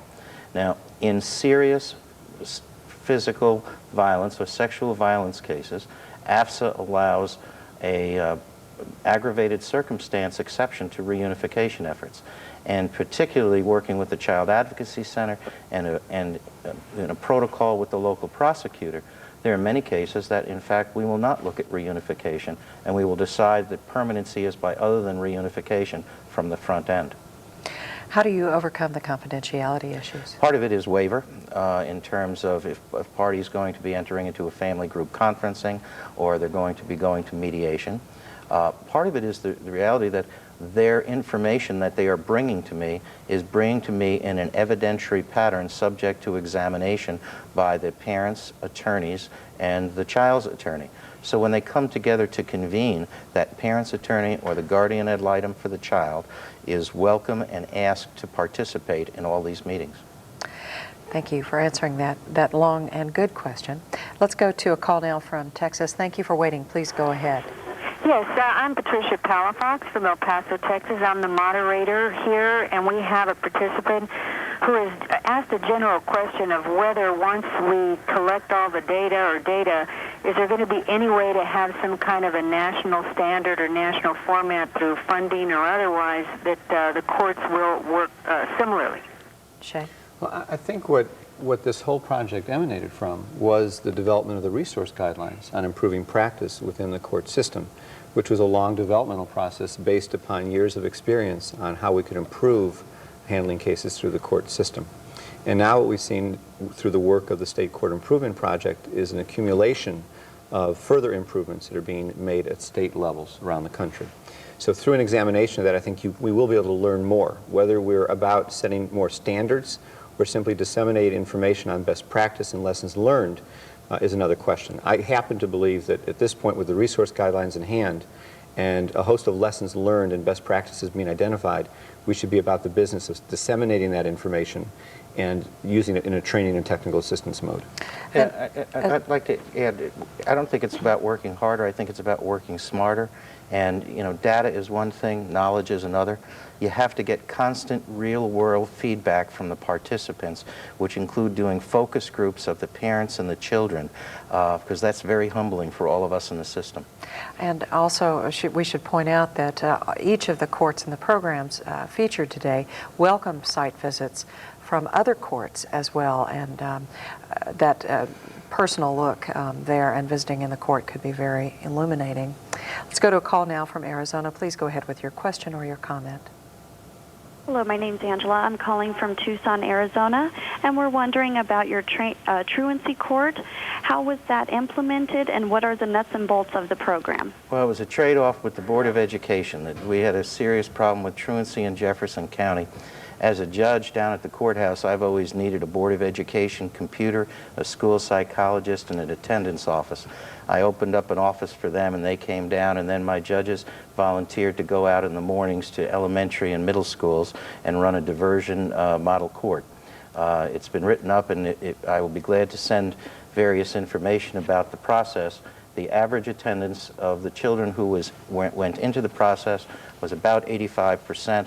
Last year, the average attendance for the families who participated went up to 92%. So we think it's a successful community-based initiative with the judges going out to the community and out to the schools. This is also one of your measurements for success in your program, is it not? That's correct. Let's go to a call now from Hawaii. Please go ahead with your question or comment. Hello, this is Judge Bodie Uwale from the Honolulu Family Court. My question is for Judge Fitzgerald. Hello, Fitz. How are you? Aloha, Bodie.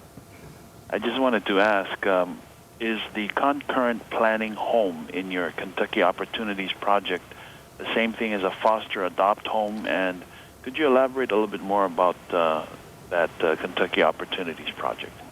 Okay, the Kentucky Adoption Opportunities Project was an HHS grant that came to Jefferson County, and actually we have it in Jefferson County and in eastern Kentucky. The concurrent planning homes are the FAWS Adopt homes, which are based on the Casey model, which we've taken through some advice of John Mattingly of the Casey Foundation, who is part of the Adoption Opportunity Grant. Was we examined the barriers to safe and permanent homes that were identified by Kate Welty's work with the North American Council of Adoptable Children. And as a community, we sat down and said, what is there about our service delivery, about our recruitment, and about our court system that were barriers to a safe and permanent home, particularly once the decision for reunification was not made. It was the barriers discussion that began the process of reform.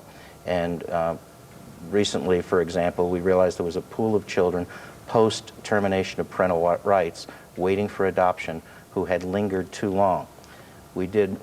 Everybody in the community that is involved sat around the table with the parents' attorney, the guardian ad litem, the agency attorney, and the workers, and we did a social autopsy of each file and said, what will it take to finalize the adoption? And we were able, within a 3-month period of time, to go from a projection of about 10 adoptions to 41 being completed. So the Adoption Opportunity Project was a barrier removal project, and part of the court reform was the one family, one judge format. Let's go to a call now from California. Please go ahead with your question or comment. Yes, my name is Susan Harney. I'm a social worker in San Luis Obispo, California. My question is, with the goal of the permanent placement of a child within 12 months, as in Texas, and the subsequent large increase in adoptions and the guardianships of children, what is the percentage of kinship adoption and kinship guardianships versus non-family adoption and non-family guardianships? I think the SACWIS and AFCAR system can give you that information after the material comes back in. It depends on where you are in the country. In Kentucky, we did not have relative foster care. We supported relatives by AFDC. We've now moved to a kinship care support and a permanent custody or legal guardianship. In Chicago, where they did have kinship care, many of the adoptions that they achieved were subsidized adoptions by relatives. The data and that information is generally available through the 4E system. Courts generally are not sophisticated to have that data regarding that placement.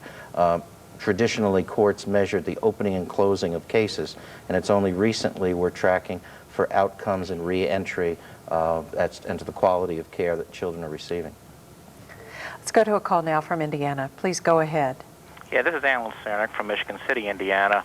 My question has to do when you talk about the permanency plan and rapid permanency plan, how do you address it with those kids that are either adolescents or 11, 12-year-old kids who have had the experience and years of dysfunction in their families, and the families continue in their dysfunction after you've been involved with the case, and they're not making any changes, yet these kids are so bonded with their parents? Where do you go with permanency for those? Well, I think, first of all, I think part of it depends on whether there's a continued safety risk at home that there can't be reunification. And I think sometimes as children age out, reunification needs to be looked at because of the child's capability of self-defense or self-reporting. The second is to avoid removal of many of those children as possible by involving community-based resources as well as wraparound family preservation services in the home. For those children who are in care, I think there is a reality that some of the children are not going to find safety and permanency until states look at an open adoption paradigm where you can have a safe, permanent home and at the same time maintain contact within the context of safety with the biological family. Let's go to a call now from Nebraska. Thank you for waiting. Please go ahead.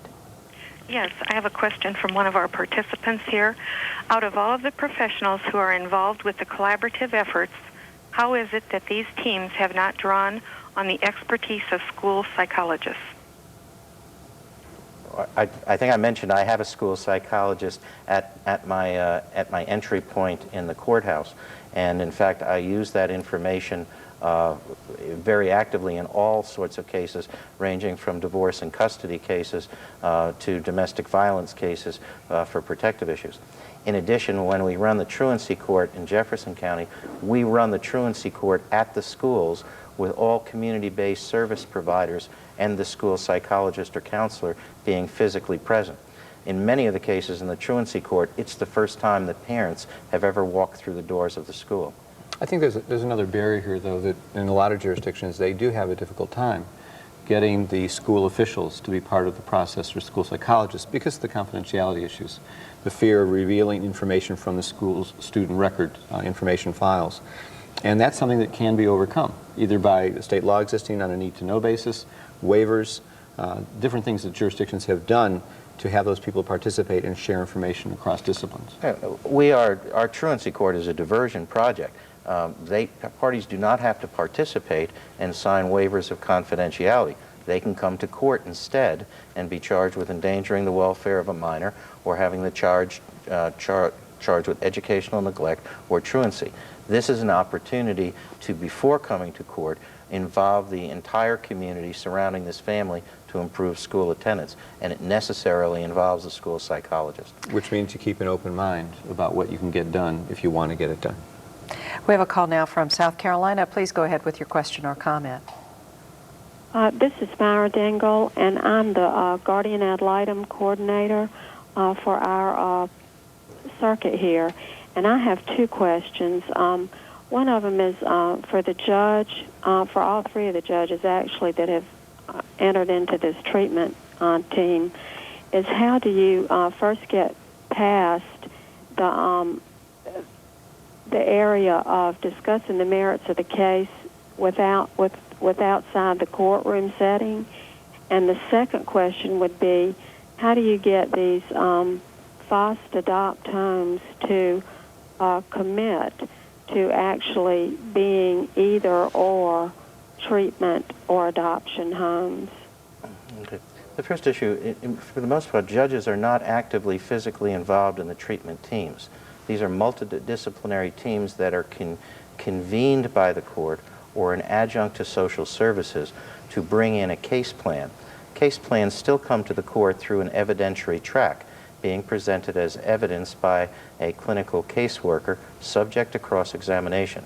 So I don't think there's that issue of ex parte communication prior to adjudication. after adjudication, because the judge is both a gatekeeper and a reviewer of children in placement, the court will receive ongoing information regarding the well-being of the child, but a copy of any information is also sent to all parties and all counsel of record. The second part of the question was, how do you get foster adopt homes to commit to either treatment and... First of all, treat foster parents a lot better than historically we've treated them. Since 1980, we've gone from agency policies that foster parents should not adopt to saying that we're going to encourage foster parent adoption, but we did business as usual. We didn't partner with foster parents. Part of it is in who we recruit, what we tell them, how honest we are with them, and what is the community support as well as the agency support we're willing to give families. There are a lot of families out there willing, within the context of partnership, to be able to raise children. And we have not had them at the table, and we've not listened to them well enough, and we've not responded to them well enough. Let's go to a call now from Oregon. Please go ahead with your question. Yes, my name is Michael Heaton. I'm the CASA director for Crook and Jefferson counties in Oregon. And all of the judges have referred to the use of mediation. I would like to know where in the process they use the mediation and how they use mediation to expedite the case. In Jefferson County, in Louisville, we've used mediation as an alternative to coming to court in certain low-risk case areas, cases where we are mediating actually service delivery problems between a family and an agency, or mediating issues in a case plan regarding safe visitation. In other jurisdictions, particularly in California, where they have a long history of working mediation, they mediate just about any case at any stage of the proceeding. There is an excellent series of work on mediation, or mediating for permanency, which is done by Deborah Etter, that I know that they've adopted in Chicago and that we've looked at in Louisville, that at a certain point prior to our 6-month hearing, that if it looks like the child is not going to be able to be reunified, we either work on a basis of a family group conference or mediating for permanency, involving all the players in mediating what should be the permanent outcome if reunification is not going to be achieved. And we would suggest that the caller get in touch with the other two judges who were featured today to get particulars on their programs. Judge Tom Fitzgerald, thank you. Before we close today, I would like to introduce Mary Mentaberry, who is the Director of Permanency Planning for the Children's Department of the National Council of Juvenile and Family Court Judges. Mary, your organization has been instrumental in the development of model courts. Can you tell us a little bit about your agency's efforts, please? We have been very pleased over the last several years to work with OJJDP support with 20 model courts nationwide. But I'm hoping that viewers today have received some inspiration to go out and try to implement some changes in their own jurisdictions on their own. We have a number of ways that people can actually do this on their own without becoming model courts. First of all, I would refer them to the resource guidelines for improving court practice in child abuse neglect cases. You've heard that referred to several times today in the broadcast. That is available through us at the National Council, and it really does provide a blueprint for change for courts who are interested in making some meaningful, long-lasting changes in the way they do business.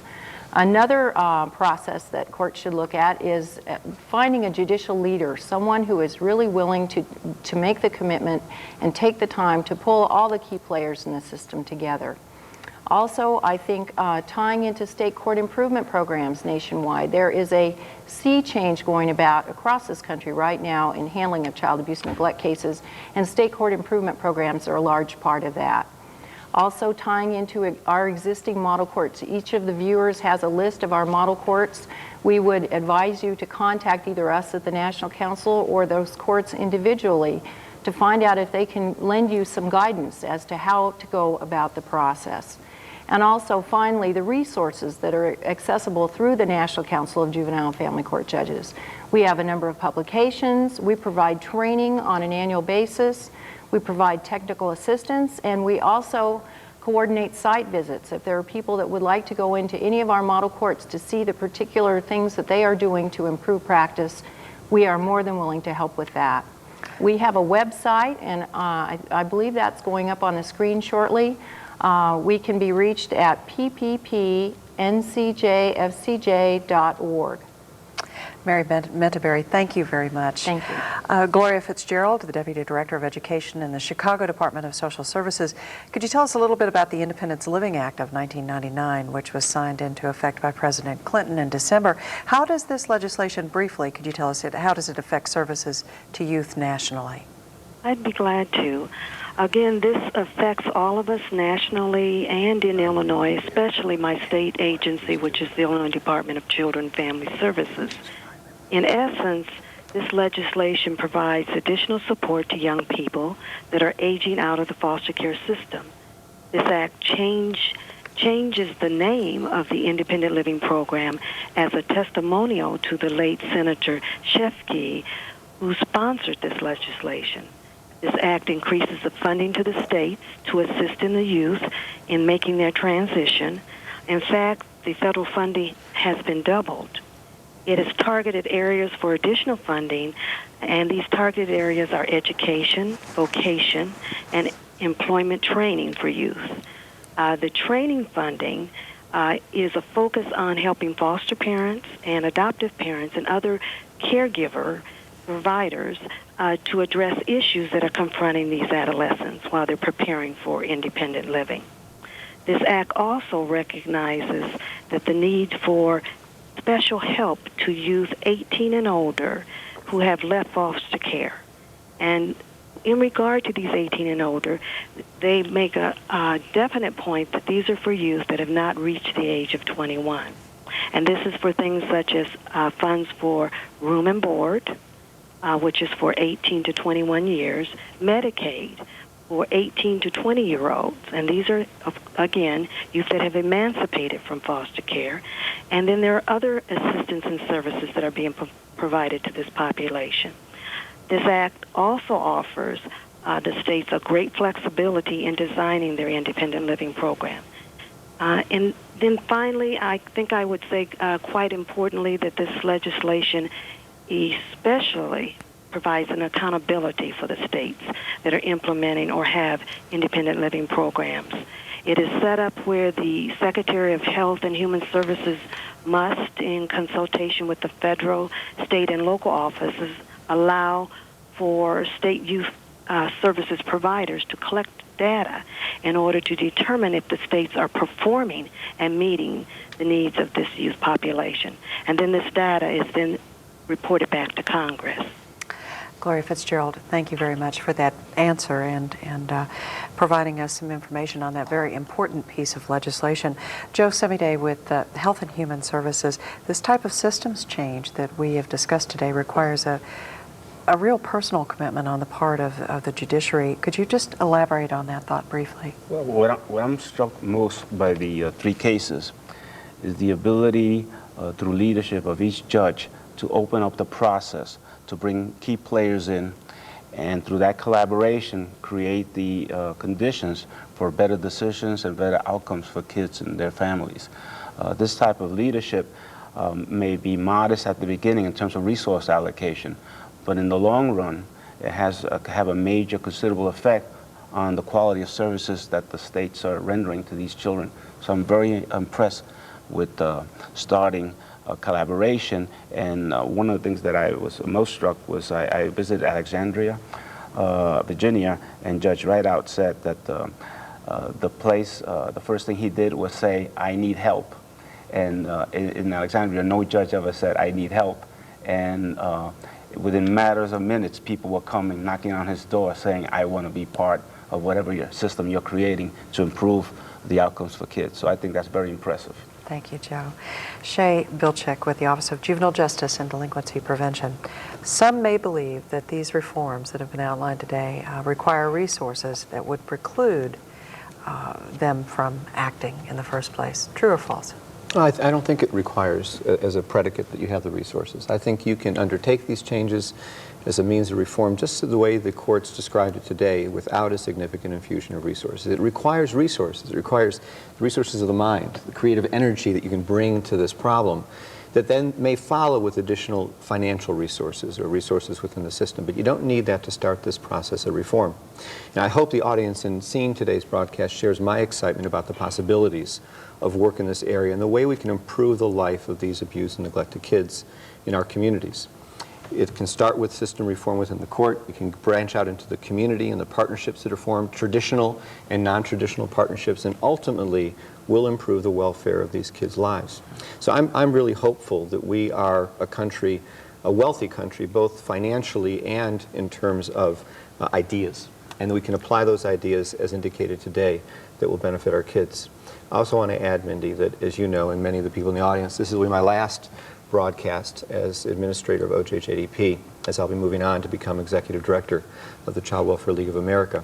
And I wanted to thank you and thank the team here at Eastern Kentucky University. You've done an absolutely outstanding job in doing these broadcasts. And in particular, I want to thank Frank Porpotage of my staff, who's directed from the very beginning all of these in excess of 20 broadcasts that we've done.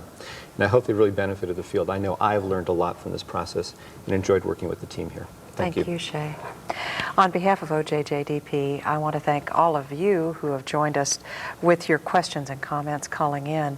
And if you were unable to get through today, we apologize. However, if you would like a videotape of today's broadcast, you may obtain one by contacting the Juvenile Justice Clearinghouse, and you can contact the Clearinghouse by phone as well as this address that you see here at 1-800-638-8736, online also at ncjrs.org.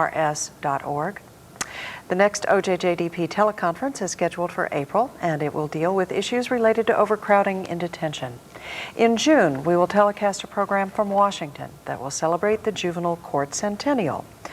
Again, thank you for joining us today. We hope you have found this information useful. Also, we urge you to fill out the evaluation form included in your participant packet. These forms are invaluable to us in determining how better to serve you. For the Office of Juvenile Justice and Delinquency Prevention, I'm Mindy Shannon Phelps.